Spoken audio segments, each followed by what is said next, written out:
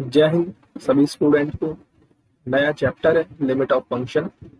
Function के बारे में हम अच्छा खासा नॉलेज गेन कर चुका है और उसी नॉलेज को हम लगाने वाले हैं लिमिट ऑफ अ फंक्शन पर। क्या होती है लिमिट? सबसे पहले आज इंट्रोडक्शन क्लास है, हम यहाँ पर कॉन्सेप्ट के ऊपर बात करेंगे। देन कहाँ से क्वेश्चंस आपके एग्जाम में बनते हैं इस पर बात करेंगे। तो स्टार्ट करते हैं। सिंपल सी डेफिनेशन है, a limit a function is said to have limit L. हम कहेंगे कोई भी फंक्शन अपनी लिमिट एल रखता है at x equals to a if limit x tends to, हम पढ़ेंगे भी ऐसे, limit x tends to a f x equals to. अब इसका मतलब क्या है, क्या सेंस है, इस पर बात करते हैं। क्योंकि यूपीएससी केवल कॉन्सेप्चुअल चीजें ही पूछता है, ये चीजें आप लोगों को पता चल गई होगी, कोई शॉर्टकट नहीं, कुछ नहीं।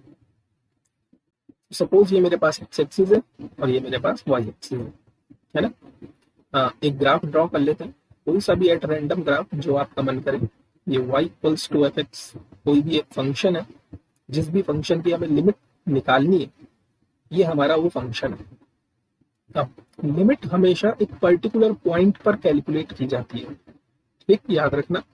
लिमिट और कॉन्टिन्यूटी, इसके बाद जो चैप्टर स्टार्ट होगा वो कॉन्टिन्यूटी का होगा। फिलहाल तो लिमिट 2-3 लेक्चर्स इसके बनेंगे। हमने क्या बोला कि लिमिट जब भी कैलकुलेट की जाएगी तो वो किसी पर्टिकुलर पॉइंट पर कैलकुलेट की जाएगी। सपोज एक्स एक्सिस में मेरे पास कोई पॉइंट गिवन है ए, जिस पॉइंट पर मैं लिमिट कैलकुलेट करना चाहता हूँ इस फंक्शन की। अब इस ए पॉइंट पर आने के मेरे पास बहुत से रास्ते हैं, मतलब इस ए पॉइंट को मैं अलग अलग तरीकों से अप्रोच कर सकता हूँ। एक तो मैं इसको इस साइड से अप्रोच कर सकता हूँ, एक इसको इस वाली साइड से अप्रोच किया जा सकता है, इसको इस साइड से भी अप्रोच किया जा सकता है, इधर से भी अप्रोच किया जा सकता है ना। मतलब मुझे ए के पास आना है। अब मैं कितने वे से आ सकता हूँ, मेरे पास बहुत डिफरेंट वे है। जैसे आप किसी भी एक पर्टिकुलर प्लेस में जाना चाहते हो तो आपको पता है कि आप किन किन वे से उस पर्टिकुलर प्लेस में जा सकते हो।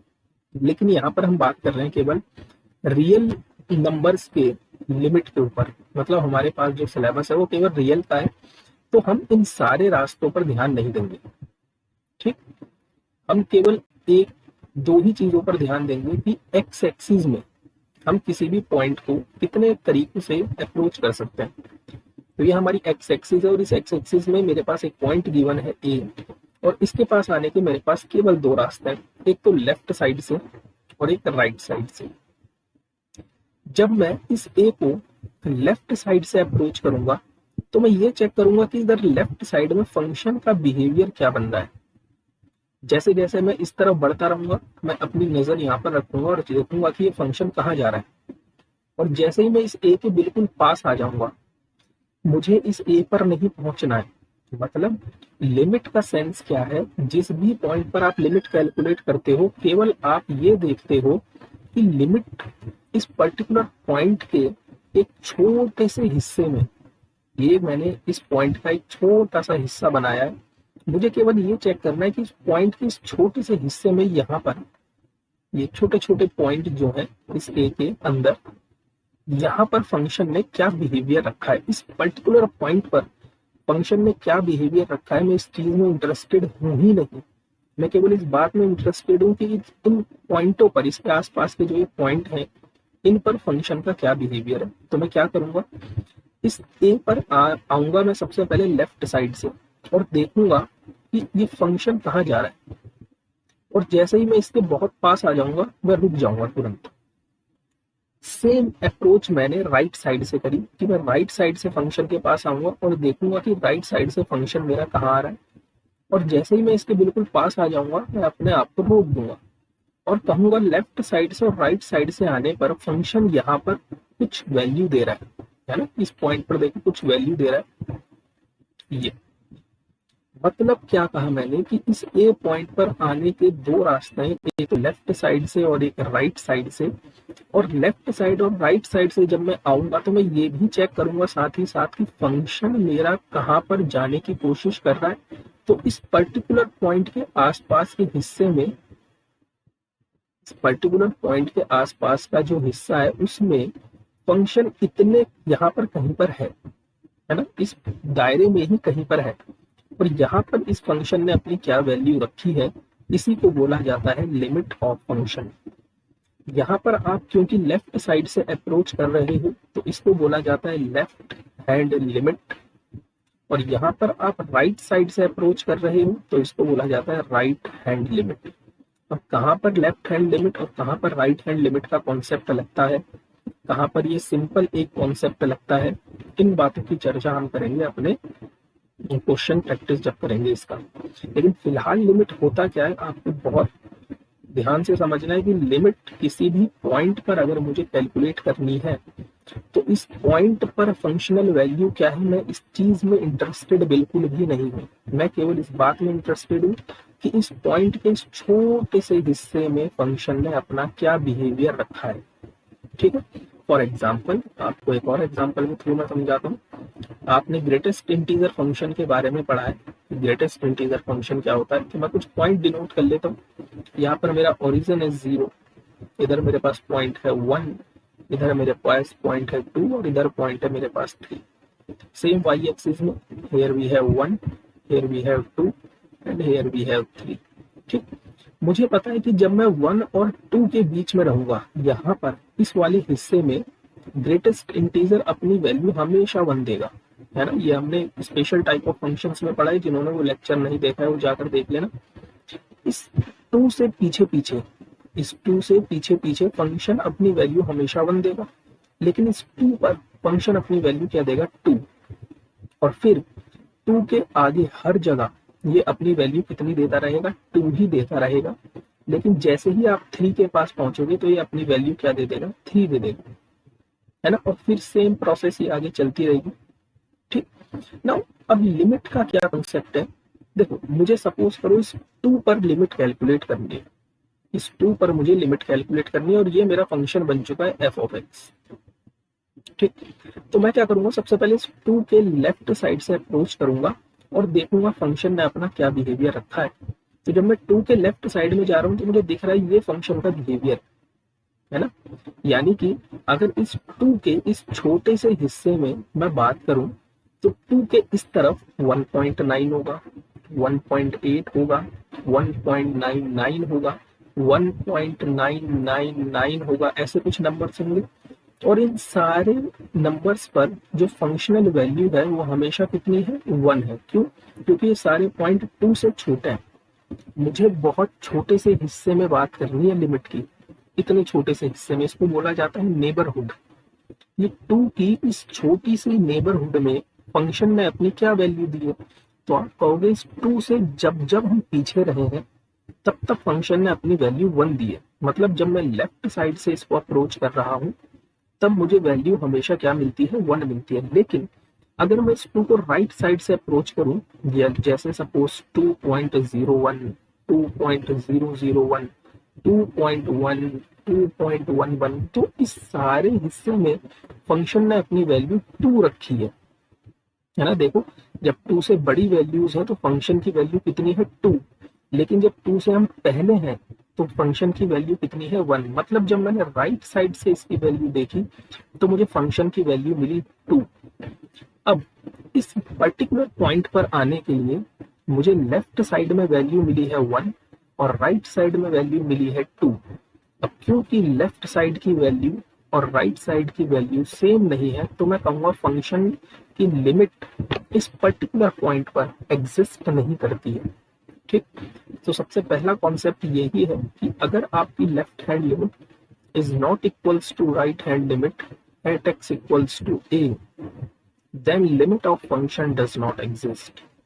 Limit does not exist. तब आपकी फंक्शन की लिमिट एग्जिस्ट नहीं करेगी। समझ में आया कैसे। अब सेम इसी फंक्शन को अगर मैं दूसरे टाइप से ड्रॉ, सपोज